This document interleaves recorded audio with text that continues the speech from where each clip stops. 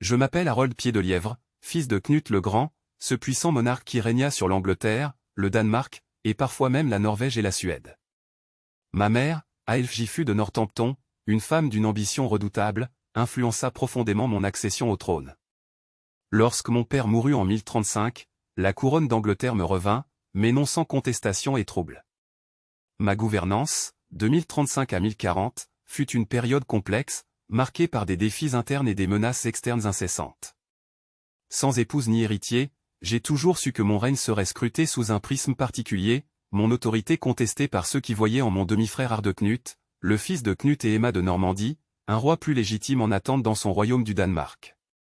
Dès mon avènement, je fus confronté à l'instabilité. Les nobles d'Angleterre étaient divisés entre leur loyauté envers moi et leur soutien à Hardeknut. Ma mère joua un rôle crucial, manœuvrant pour assurer ma position malgré la préférence de plusieurs pour un retour de la lignée de ma belle-mère Emma. Cette situation me plaça souvent dans des positions délicates lors des conseils, où chaque décision était interprétée à travers le prisme de ces divisions. Sur le plan administratif, j'ai travaillé à consolider les réformes de mon père tout en y apportant mes propres touches. La gestion des terres et des droits féodaux nécessita une attention particulière pour apaiser les barons ambitieux. Les lois que j'ai promulguées visaient à renforcer la centralisation du pouvoir tout en tenant compte des intérêts locaux, un équilibre toujours précaire.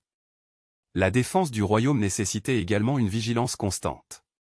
Les Vikings, bien que moins menaçants que par le passé, n'avaient pas totalement abandonné l'idée de piller nos côtes. Ma stratégie reposait sur une flotte puissante, héritage de mon père, que j'ai maintenue prête à repousser toute incursion. Ma politique étrangère s'articulait autour du maintien de l'unité scandinave héritée de mon père.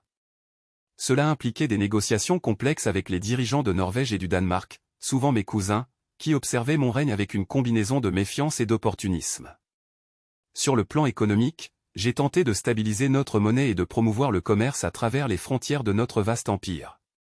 Les marchés de Londres, York et Winchester bénéficièrent de mes efforts pour sécuriser les routes commerciales contre les bandits et les seigneurs locaux trop gourmands. Les affaires ecclésiastiques ne furent pas moins tumultueuses. Les évêques et les abbés, puissants et souvent politisés, exigeaient une attention constante. Mon rapport à l'Église fut complexe, car bien que je soutenais de grands projets de construction et de dotation en terre, ma vie sans mariage ni descendance directe fut parfois vue comme un signe de négligence spirituelle. Vers la fin de mon règne en 1040, les tensions accumulées commencèrent à éroder ma santé. Hardeknut se préparait à prendre le relais, et nombreux étaient ceux qui, dans mon entourage, inclinaient déjà vers sa faveur. Mon décès, survenu subitement, laissa le trône prêt pour son retour sans heurts. Mon héritage, je l'espère, sera vu à travers le prisme de mes efforts pour maintenir et renforcer le royaume que mon père m'avait confié. Sans femme ni enfant pour pleurer ma disparition, je laisse derrière moi un royaume stabilisé, prêt pour le futur, un travail que seul un roi sans attache personnelle aurait pu accomplir avec une telle abnégation.